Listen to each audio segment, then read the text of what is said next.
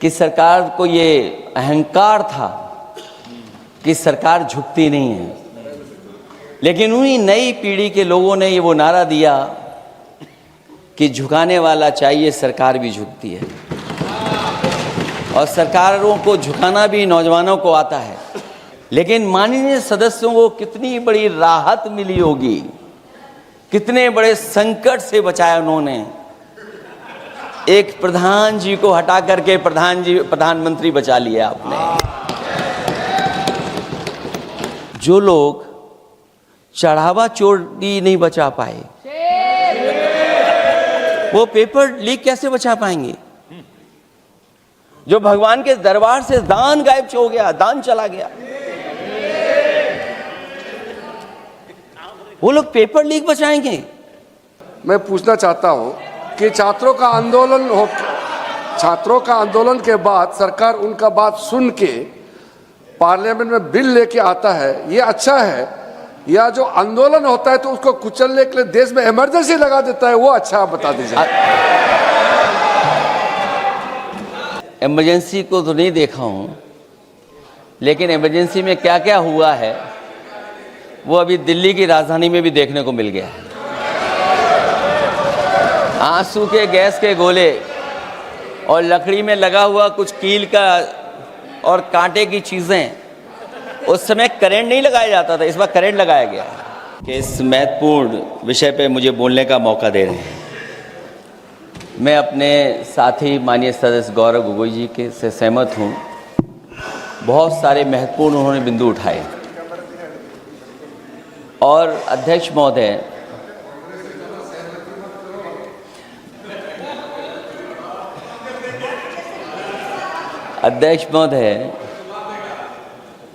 मुझसे ज़्यादा मेरे रिश्ते शायद हमारे विपक्ष के लोग ज़्यादा जान रहे हैं, और जितना विपक्ष के लोग नज़र रखेंगे मैं समझता हूँ उतना रिश्ते और मजबूत हो जाएंगे। अध्यक्ष महोदय, मैं आंदोलन को बहुत दूर से देख रहा था, और उस आंदोलन में जो जीत के बाद नारा लगा, एक नारा लगा अध्यक्ष महोदय, सरकार के खिलाफ नारा लगा कि सरकार को ये अहंकार था कि सरकार झुकती नहीं है, लेकिन उन्हीं नई पीढ़ी के लोगों ने ये वो नारा दिया कि झुकाने वाला चाहिए, सरकार भी झुकती है। और सरकारों को झुकाना भी नौजवानों को आता है। सरकार झुकी और स्वीकार किया उन्होंने। जो करोड़ों नौजवान जो मांग कर रहे थे कि सबसे पहले जो मंत्री जी हैं वो इस्तीफा दें, और बिंदु दूसरे अलग हैं जो हम लोगों को जानकारी में मिल रहा है। अध्यक्ष महोदय, सरकार हर विषय पे स्वीकार किया है, लेकिन पता नहीं अध्यक्ष महोदय ये बात समझ में नहीं आ रही है कि सदन में उन आश्वासनों को क्यों नहीं रख रही है सरकार, जो सहमति बनी है। और उसके बाद अध्यक्ष महोदय, हम लोगों ने देखा कि जब मंत्री जी लौटे हैं, मंत्री नहीं रहे, उसके बाद सदन के बाहर उनका स्वागत किया गया। अध्यक्ष महोदय, जो स्वागत हुआ उसके लिए हमें कोई शिकायत नहीं है, लेकिन माननीय सदस्यों को कितनी बड़ी राहत मिली होगी, कितने बड़े संकट से बचाया उन्होंने। एक प्रधान जी को हटा करके प्रधानमंत्री बचा लिया आपने। और ऐसा अध्यक्ष महोदय आंदोलन किसी ने नहीं देखा, जिस आंदोलन में नई पीढ़ी के लोग, कम उम्र के लोग निकल करके आ गए, और जो नारे दिए गए। ये सरकार पिछले कई वर्षों से नकारात्मक प्रचार पर टिकी हुई थी, नकारात्मक राजनीति करती थी, और न जाने कितने हजार करोड़ रुपए खर्च किए होंगे सरकार ने नकारात्मक राजनीति के लिए। लेकिन नई पीढ़ी को मैं बधाई देना चाहता हूं, उनके मनोबल को और उनकी एकता को, और जिस तरीके से उन्होंने प्रचार किया, अंततः सरकार को झुकना पड़ गया। भाजपा वचन नहीं देती, जुमला देती है।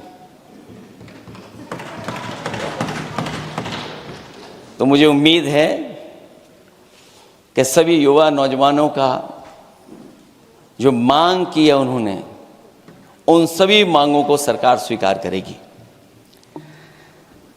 और सरकार ये भी स्वीकार कर लिया होगा कि कोई दल मजाक मजाक में बना तो कितनी बड़ा दल बन गया। जो कोई चीज मजाक से शुरू हुई वो कितना सीरियस हो गई, और इतना सीरियस हुई कि हमारी सरकार लोकतांत्रिक हो गई कि जो उनको धरने पे बैठने दिया। सरकार लोकतांत्रिक थी कि उन्हें धरने पर बैठने दिया। हमने वो भी समय देखा है कि जहां पर धरने पर नहीं बैठने दिया, वर्षों वर्ष लोग बैठे रहे धरने पर, उनकी सुनी नहीं गई। इसी दिल्ली को घेरा था किसानों ने, और सरकार को लगा कि चुनाव आ गया तो सरकार ने तीनों काले कानून वापस ले लिए। जब सरकार घबरा जाती है, डर जाती है, तो सरकार स्वीकार कर लेती है। इसीलिए वो नारा मुझे अक्सर याद आता है कि झुकाने वाला चाहिए, सरकार भी झुकती है। जो विषय लाया गया है कि prevention of unlawful means act, सरकार को कम से कम ये बताना चाहिए था कि 2024 में जब ये लेकर के आए थे तो आज 2026 में कैसे पेपर लीक हो गया। और केवल गिनती के 1-2 पेपर लीक नहीं हुए हैं।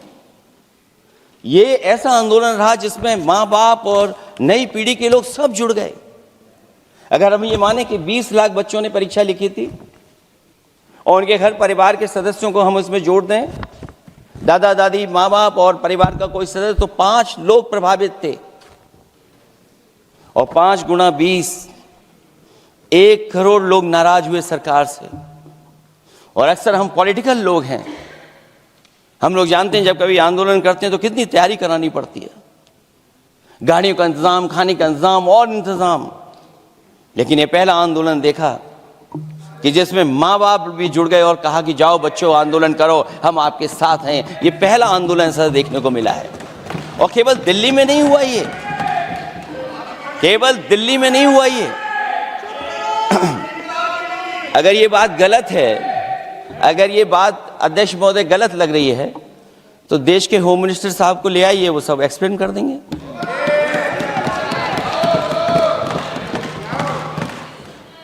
पहला आंदोलन जिसमें माँ बाप ने साथ दिया, क्योंकि परीक्षा से कितना दुखी हैं लोग। ये जो परीक्षाएं लीक हुई हैं, कई महीनों पहले ये किताब बना दी थी। और अध्यक्ष महोदय, जो लोग चढ़ावा चोरी नहीं बचा पाए, वो पेपर लीक कैसे बचा पाएंगे? जो भगवान के दरबार से दान गायब हो गया, दान चला गया, वो लोग पेपर लीक बचाएंगे? किस कानून को, जो कानून पहले बनाया उसी कानून का संशोधन करके लेकर आए? किसकी आंखों में आप धूल झोंक रहे हैं? और अगर कानून से बच रहा होता तो भाजपा की 10 साल की सरकार में 20 परीक्षाएं कैसे लीक हो गई?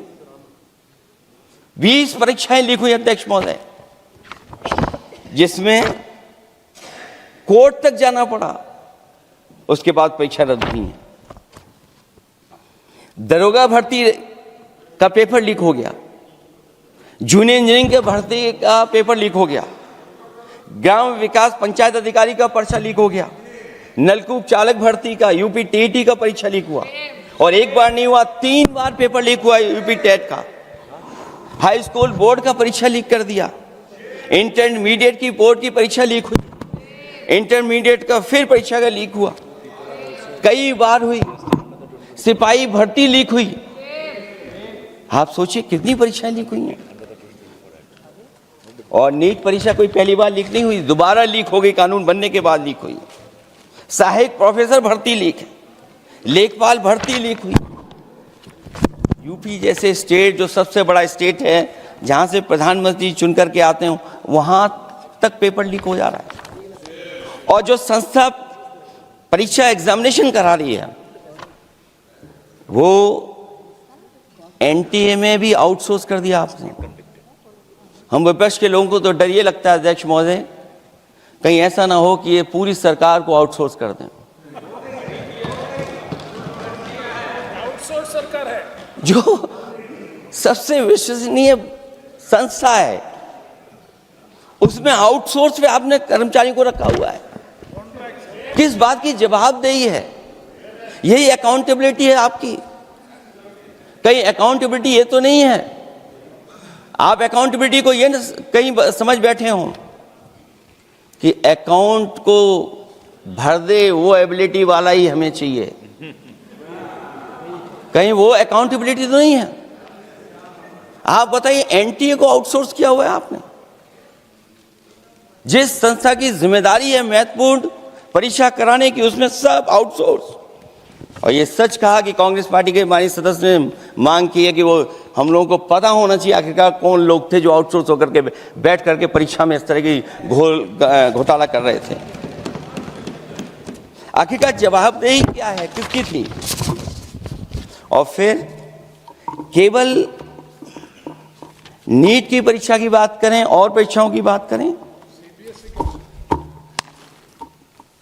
अगर हम अध्यक्ष महोदय जब से सरकार बनी है तब से सरकार की कोशिश रही है कि शिक्षा, परीक्षा और यूनिवर्सिटी का ताना बाना पूरा ध्वस्त हो जाए, उसको एक रंगी बना दें हम, उसमें अंडरग्राउंड अनरजिस्टर्ड लोग शामिल हो जाएं। ये पिछले जब से भारतीय जनता पार्टी की सरकार आई है तब से हो रहा है। और फिर शुरुआत कहां से होती है? क्योंकि आप नहीं चाहते कि देश के गरीब लोग पढ़ें लिखें आगे बढ़ें। सरकार ने सबसे पहले हमला किया प्राइमरी स्कूल पर, और प्राइमरी स्कूल कितने बंद किए हैं आपने? जहां से बच्चे की शिक्षा की यात्रा शुरू होती है। एक गरीब परिवार का बेटा बच्चे कहां से पढ़ करके निकलते हैं? सबसे पहले प्राथमिक शिक्षा सरकारी स्कूलों से पढ़ करके निकलते हैं।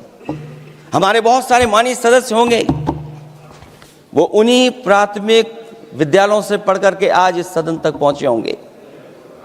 आपने सबसे पहले स्कूलों पे हमला किया और प्राइमरी से लेकर के नौकरी तक पे आपने हमला किया है। युवाओं के भविष्य पर आपने चोट पहुंचाने का काम किया है। और जो प्राइमरी स्कूल जो आपने बंद किए हैं वो इसीलिए बंद किए हैं आपने कि पिछड़े, दलित और गरीब के वर्ग के परिवारों के बच्चे पढ़ लिख न जाएं। क्योंकि आज भी अगर हम देखते हैं प्राइमरी स्कूल में कौन पढ़ने जा रहा है? सबसे समाज के गरीब परिवार के बच्चे पढ़ करने जा रहे हैं। सबसे पहला हमला आपने वही किया, और इसीलिए किया क्योंकि नींव पर ही अगर हमला होगा तो ये आगे नहीं बढ़ पाएंगे। जो आंकड़े सरकार के बताए गए हैं, 1 लाख से ज्यादा सरकारी प्राइमरी स्कूल बंद कर दिए सरकार ने।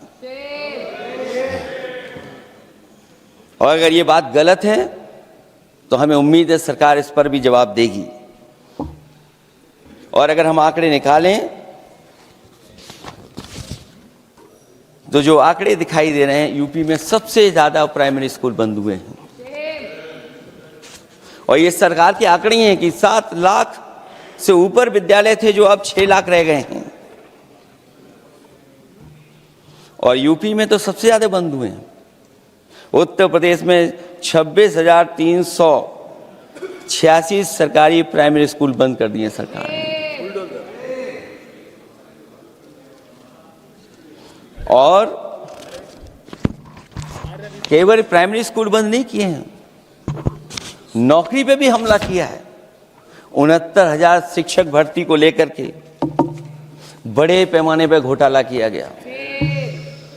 और घोटाला इतना बड़ा है कि वो सभी कोर्टों में गए हैं और पिछले कई वर्षों से आंदोलन कर रहे हैं। कोई स्थान नहीं बचा अध्यक्ष महोदय जहां पर वो शिक्षक भर्ती के लोग न गए हों। मंत्रियों के यहाँ गए, आंदोलन किया है, हाई कोर्ट गए, सुप्रीम कोर्ट गए। लेकिन देखिए सरकार भी कमाल की है कि सरकार उनको नौकरी नहीं देना चाहती, और इसलिए नौकरी नहीं देना चाहती है क्योंकि उन्होंने भर्ती गलत की है, और भर्ती में जिन लोगों का अधिकार छीना है वो सबसे ज़्यादा पिछड़े और दलित परिवार के बेटे, जिनका अधिकार इस सरकार ने छीना है। और ये अगर बात नहीं ठीक है तो हमें उम्मीद है कि सरकार इसका भी जवाब देगी। माध्यमिक स्कूलों को भी बंद किया जा रहा है और बड़े पैमाने पे स्कूल बंद हुए हैं, और जो बोर्ड की परीक्षाएं लीक हुई हैं, पूरे देश में बड़े पैमाने पर बोर्ड परीक्षाओं के पेपर लीक किए गए हैं। अध्यक्ष महोदय, हम जानना चाहते हैं कि आखिरकार 10वीं और 12वीं के पेपर लीक क्यों हो रहे हैं? 10वीं और 12वीं के पेपर लीक क्यों हो रहे हैं? इसके लिए अगर कोई सरकार के पास जवाब हो तो बताएं।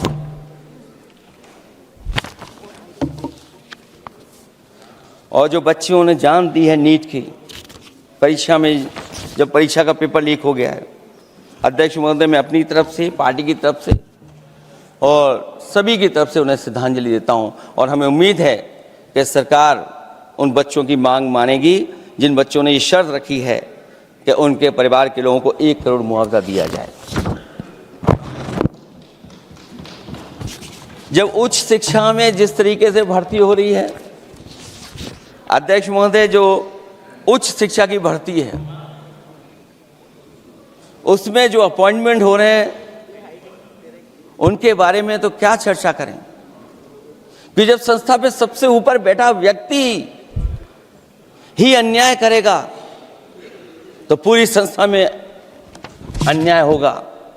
जब से ये सरकार आई है, जो बड़ी बड़ी संस्थाएं हैं उन सब संस्थाओं में एक रंगी लोगों को बैठा करके उन संस्थाओं को ध्वस्त करने का काम कर रहे हैं, और न केवल उन संस्थाओं को खराब कर रहे हैं बल्कि अध्यक्ष महोदय, उत्तर प्रदेश में एक स्वतंत्र सेनानी, उनके नाम पर यूनिवर्सिटी बनी, मौलाना जौहर यूनिवर्सिटी बनकर के तैयार हो गई। इन्होंने कोई सरकारी यूनिवर्सिटी नहीं बनाई, और अगर कोई प्राइवेट यूनिवर्सिटी बन भी गई है तो उसको भी हथौड़ा लेकर के तोड़ने की तैयारी कर रहे हैं ये लोग। ये नफरत की राजनीति कहां लेकर के पहुंचा देगी। और जब से बीजेपी की सरकार आई है तब से नफरत की राजनीति और दूसरे लोगों के साथ किस तरह का व्यवहार हो रहा है, उन्हें कहीं भी न्याय तक नहीं दिला पाई सरकार।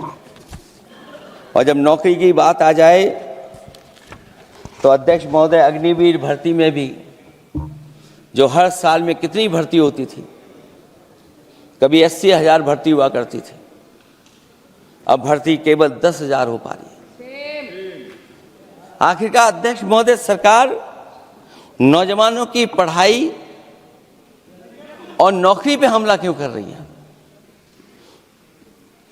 और नौकरी पे हमला क्यों हो रहा है?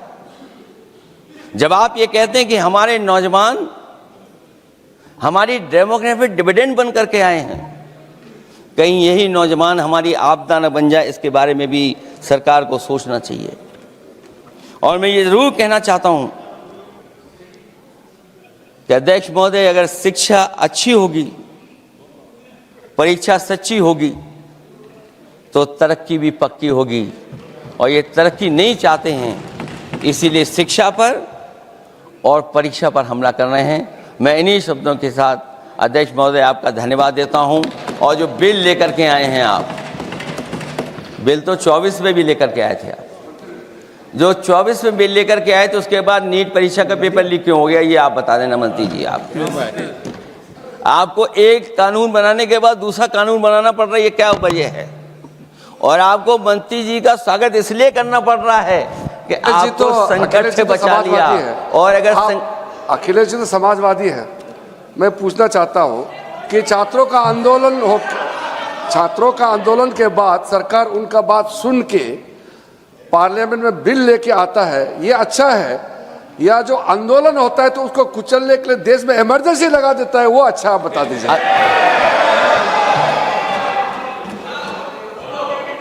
अध्यक्ष महोदय, अध्यक्ष महोदय, मैं इमरजेंसी को तो नहीं देखा हूँ, लेकिन इमरजेंसी में क्या क्या हुआ है वो अभी दिल्ली की राजधानी में भी देखने को मिल गया है। आंसू के गैस के गोले और लकड़ी में लगा हुआ कुछ कील का और कांटे की चीज़ें, उस समय करंट नहीं लगाया जाता था, इस बार करंट लगाया गया है। तो ये इमरजेंसी के बराबर ही हुआ है हमला, कम नहीं है। इमरजेंसी से कम अन्याय नहीं कर रहे हैं आप लोग। और याद करिए अध्यक्ष महोदय, अगर इमरजेंसी इन्हें याद आ गई है, अगर इमरजेंसी अध्यक्ष महोदय ने याद आ गई है, तो इमरजेंसी के बाद भी परिवर्तन हुआ था और हमें भरोसा है कि इसके बाद भी परिवर्तन होगा। और अध्यक्ष महोदय, मैं आखिरी में कहना चाहता हूं, कानून से नहीं, नियत साफ होगी तब नीट का परीक्षा साफ होगी। सवाल कानून का नहीं है, आपकी नियत साफ नहीं है। और जिस समय आपकी नियत साफ होगी तो परीक्षा भी साफ हो जाएगी। और हमारे साथी जो कुछ और बातें उठा रहे हैं, आज मौका नहीं है, आज मौका नहीं है, लेकिन आपको भगवान भी माफ नहीं करेंगे, क्योंकि आप चढ़ावा चोरी में शामिल हुए हैं। और चढ़ावा ही नहीं, जो गुप्त दान था वो भी चोरी हुआ है, गुप्त दान। और ये पाप की श्रेणी में नहीं आता है, महापाप की श्रेणी में आता है। Akhilesh ji bill pay. और अध्यक्ष महोदय, आखिरी में मैं इतना ही कहना चाहता हूं, शिक्षा की रक्षा के लिए जो आंदोलन हुआ है वो हमेशा आंदोलन जीतेंगे। बहुत बहुत धन्यवाद, बहुत बहुत आभार प्रकट करता हूं आपका।